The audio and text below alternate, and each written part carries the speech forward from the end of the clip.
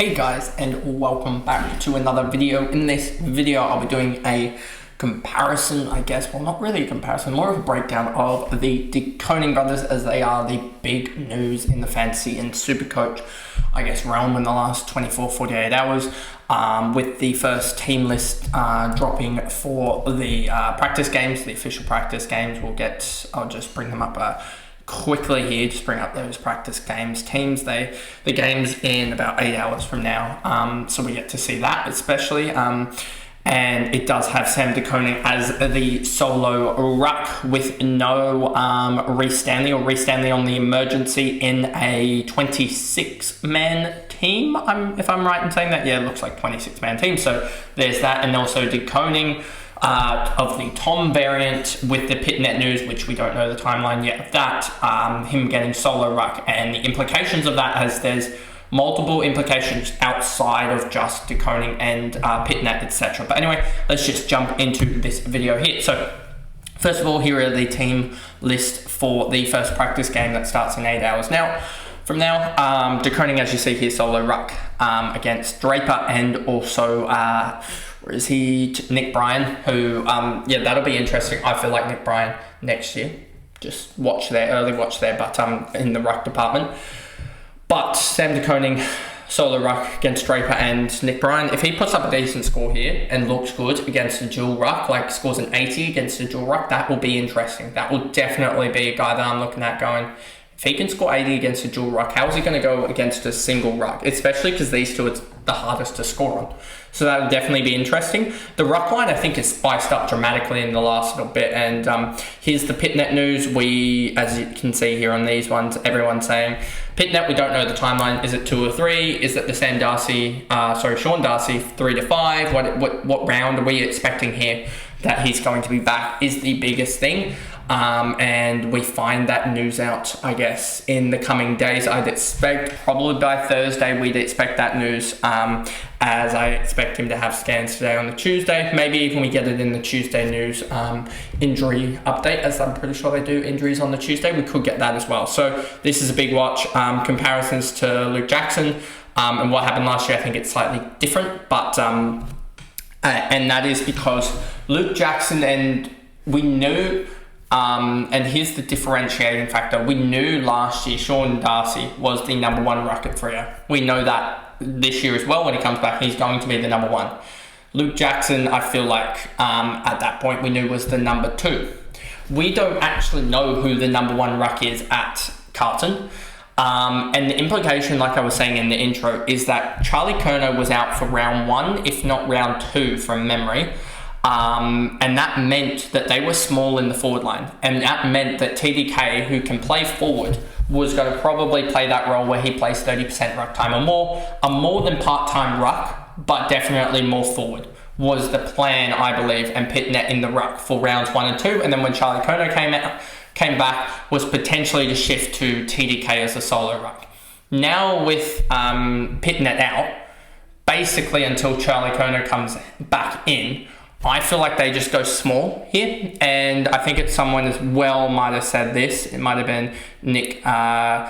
Nick here said Hudson O'Keefe getting a run in the 30-man squad against the Giants could be interesting to see what happens there. So I wonder if they do go with one of those more backup rucks playing as a tall here in Carlton does, for that sake, against Giants, and trial a couple of those guys just to see if they can fill that Charlie Curnow role for a couple of weeks until he's back, effectively.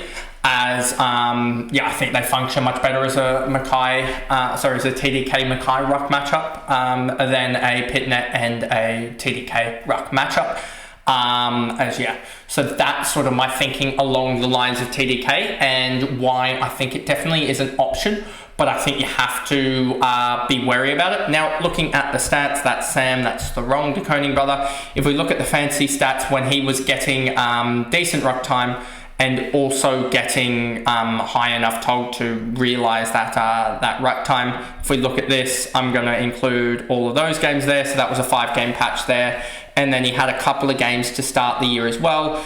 These games here as well, I feel like would fall under that category, and that's 2023. So 8 games are 103.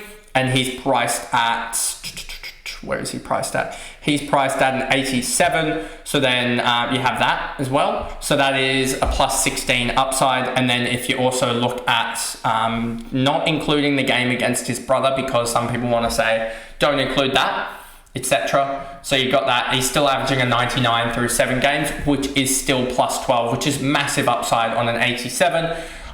Given that what we're thinking for Will Day is like a plus 15, plus 18. If you can get that in that line, in the Ruck line, it's dramatic, especially because it's going to save you a lot of cash that you can spend elsewhere, that you can spend on that iffy defender line. And also people will probably be saying that Brisbane matchup, first game of the season, etc. If you take out those two, because you're taking out the top scorer and the bottom scorer, etc., you're looking at 104. So I think it's realistic to say he's going to average 102, 103. I think that is realistic. 102 or so in those games, which is plus 15 or plus 14.2, which is great in fantasy. And I believe in SuperCoach, if we just go here, De Koning is priced at 102 basically. If we just go here, Tom De Koning, and then we bring up those 8 games. 1 second here. It is this run here. And then we bring up this run here. I could also include this game here of 68% as well. I might actually include that there. So 9 games are 122. And I'll go back and just double check with the fantasy. But then we remove the 176, gets him down to a 115, but then remove that and it's back up to a 122. So it's realistic for him to go 120, priced at 102. That's a plus 18 again in SuperCoach. So he's plus 18 on both platforms. Let me just double check with the fantasy again, including that 68%, because you sometimes do get the 65% as a ruck if it is a blowout game. If we include all that, he's a 102.7 through 9 games, and even that pretty much is the same. It's just another game where he's got a ton. So yep, that pretty much shows that De Koning is going to be value, and just depends on what is your view on the debate between is Pitnet best 22 when Charlie Curnow was back, and how long is that Pitnet injury if you don't believe Pitnet is, if you believe Pitnet is 22, best 22, even with Charlie Curnow back, how long is that injury? Is a 3-week injury good enough, or is it more towards that 6-7 weeks that you need? In my belief, I believe that Pitnet isn't best 22 when you consider Charlie Curnow coming back into the side, and thus with that, I believe that De Koning will be value now that I believe that they were basically setting up Pitnet to play as a contingency plan for the first 2-3 weeks because of Charlie Curnow's injury. So because of that, now I think De Koning gets the solo ruck role. I could be wrong about that, but we'll see. Now, moving on to the other brother, Sam De Koning, and the news around that has been more positive, and I think it could even lead to some teams going 3 round 3 bye players in the defender line. I know that sounds so dumb, sounds so silly, but I think that could be happening, as De Koning is priced at 361k on SuperCoach, 361.9, and then on fantasy he is priced at 564.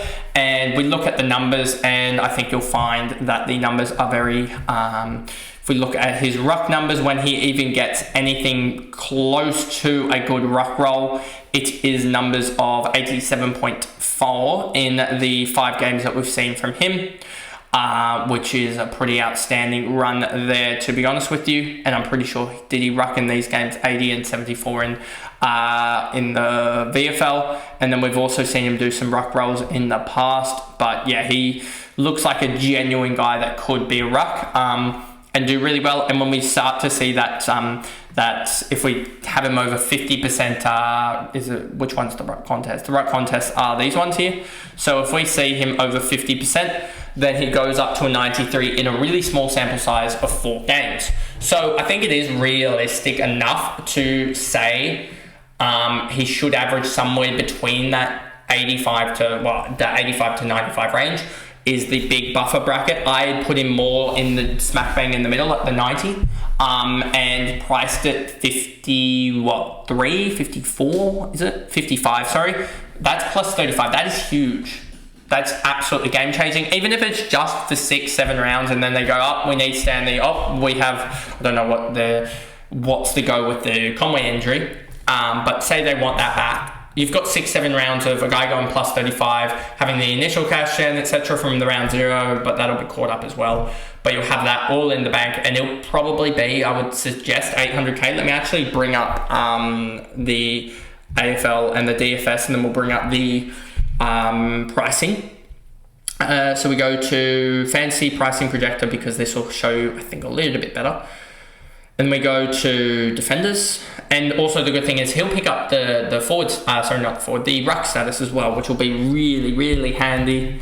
If I just go to Koning here, say we said, where is it, this line here, say we said he goes 90 in the first 3 games, you'll see that the 90 in the first 3 games gets him up to 700k at his bye. 700k at his bye, you could almost be starting to upgrade, but I wouldn't be. But you could almost, but that's already 136k that you would have gained.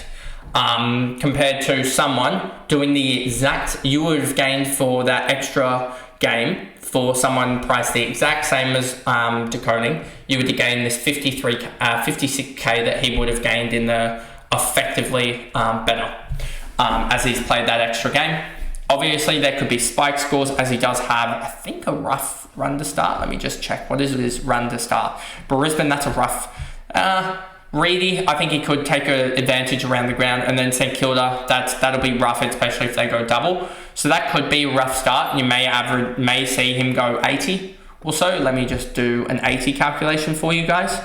With a middle spike score maybe. And then suddenly it's you still gain 40k on the competition for him having that early. So it's 40k, that would be equalised because you'd have the extra gap. So I was just trying to think if the extra buy round 0 actually helps in terms of cash and what's the trade-off. But then I was thinking, but these guys are going to, the round 1 players are going to catch up that cash gen in the bye week anyway. So unless you actually realise that cash generation by trading out the round 0 player at their bye, then there's not much actually gained from the bye guy unless you're saying effectively you've locked in that big score already into the cycle. That's about the only thing difference if you're holding them past their bye that I can think of. Locking in that score for if you have them as an on-field option, losing that points to the next best player on your bench at that point. So that's the trade-off it looks like from just thinking about that. So Koning wouldn't actually realize the cash generation. So you are just talking about the locking in a good score, and he would have a massive role if he does get that ruck status. So that'll be a big lookout over the next over the 2 games we get before locking inside. So that he could easily be your D5 that we need, because Show and Maker doesn't look the greatest at the moment. He didn't play in that trial game. We don't like the rookies because there's only about 4 of them that I think actually get games. Hooley shouldn't be getting games because he didn't get selected in the starting team. He's on the emergency, which is a little bit of a worry. So there's that, which is another defender down. It was good to see, Zach Reed leading the defence. That's really good. But that defender line looks weak. We know Kitty Coleman is out as well till gather round, so that's also weak as well. So that mid-pricer defender line in that sort of 400 to 600 range looked pretty bleak outside of Koning.